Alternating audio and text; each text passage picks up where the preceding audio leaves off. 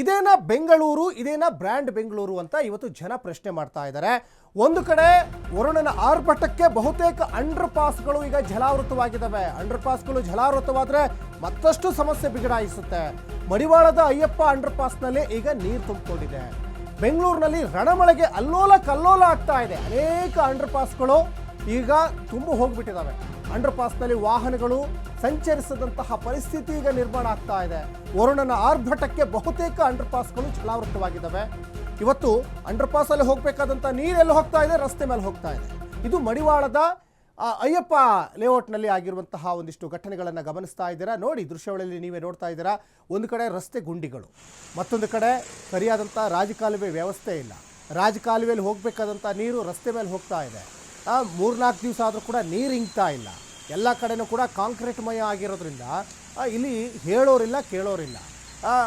BBMP election ಆಗದೇ ಇವತ್ತು ಪ್ರತಿ ವಾರ್ಡ್ಗಳು ಬಿಕೋ ಆಗ್ತಿದ್ದಾವೆ. ಅನೇಕ ವಾರ್ಡ್ಗಳು ಈಗ ಅನಾಥವಾಗಿದ್ದಾವೆ.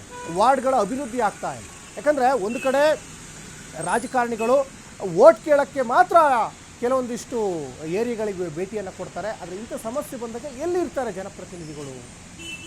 BBMP ಎಲೆಕ್ಷನ್ ಆಗಿದ್ರೆ ಅಟ್ಲೀಸ್ಟ್ ಸ್ವಲ್ಪನಾದರೂ ಸಮಸ್ಯೆ ಬಗೆಹರಿತಾ ಇತ್ತೇನೆ. ಅಟ್ಲೀಸ್ಟ್ ಆಯಾ ವಾರ್ಡ್ಗಳ ಜವಾಬ್ದಾರಿ ಕಾರ್ಪೊರೇಟರ್ಗಳ ಮೇಲೆ ಇರ್ತಾ ಇತ್ತು. ಅದು ಆಗ್ತಾ ಇದೆ. ಸುಮ್ಮನೆ ಪ್ರದಕ್ಷಿಣೆ ಮಾಡ್ತೀರಾ, ನೀವು ನಗರ ವೀಕ್ಷಣೆ ಅಂತ ಮಾಡ್ತೀರಾ, ಎಲ್ಲ ವೇಸ್ಟ್ ಇದು. ನಿನ್ನೆ ಕೂಡ GBA ಆಯುಕ್ತ ಮಹೇಶ್ವರ ರಾವ್ ಕೂಡ ಟ್ರ್ಯಾಕ್ಟರ್ ಮೇಲೆ ಸಾಯಿ ಲೇಔಟ್ನಲ್ಲೇ ನೀವು ನಗರ ವೀಕ್ಷಣೆ ಮಾಡಿದ್ರಿ. ಏನು ಪ್ರಯೋಜನ ಆಯಿತು? ನಿರಂತರ ಮಳೆಗೆ ರಾಜಕಾಲುವೆ ನೀರಿನ ಮಟ್ಟ ಈಗ ಏರಿಕೆ ಆಗ್ತಾ ಇದೆ. ನಿರಂತರವಾಗಿ ಮಳೆ ಬರ್ತಾ ಇದೆ. ರಾಜಕಾಲುವೆ ಪಕ್ಕದ ಮನೆಗೂ ಕೂಡ ನೀರು ನುಗ್ಗಿ ಅವಾಂತರ. ನಿಜಕ್ಕೂ ಇಲ್ಲಿ ಹೈರಾಣ ಆಗ್ತಾ ಇರೋದು ತಗ್ಗು ಪ್ರದೇಶದ ನಿವಾಸಿಗಳು. ಬೆಂಗಳೂರಿನ ಬಹುತೇಕ ರಾಜಕಾಲುವೆಗಳು ಈಗ ಡೇಂಜರ್ ಝೋನ್ನಲ್ಲಿದ್ದಾವೆ. ನಿರಂತರ ಮಳೆಗೆ ಸಿಲಿಕಾನ್ ಸಿಟಿ ಜನರು ಈಗ ಅಕ್ಷರಶಃ ಕಂಗಾಲಾಗಿ ಹೋಗ್ತಾ ಇದ್ದಾರೆ. ಅಪಾಯದ ಮಟ್ಟ ಮೀರಿ ರಾಜಕಾಲುವೆಗಳು ಹರಿತಾ ಇದ್ದಾವೆ. ರಾಜಕಾಲುವೆ ಯಾಕೆ ಅಪಾಯದ ಮಟ್ಟ? ಒಂದು ಮಳೆಗೆ ಅಪಾಯದ ಮಟ್ಟನಾ ಅಂತ ನೀವು ಪ್ರಶ್ನೆ ಮಾಡ್ಬೋದು. ಎಸ್, ಯಾಕೆ ಅಂದರೆ ಇಲ್ಲಿ ಆಳೆತ್ತರಕ್ಕೆ ಹೂಳೇ ತುಂಬಿಕೊಂಡಿದೆ.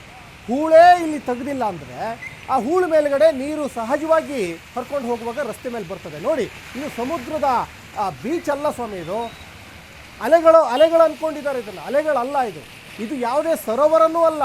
ಇದು ಮಾಯಾನಗರಿ. ನೀರೆಲ್ಲ ಹಿಂಗಿದ ಮೇಲೆ ಇದು ರಸ್ತೆನೇ. ನೋಡಿ ಹೆಂಗಾಗಿದೆ ಪರಿಸ್ಥಿತಿ.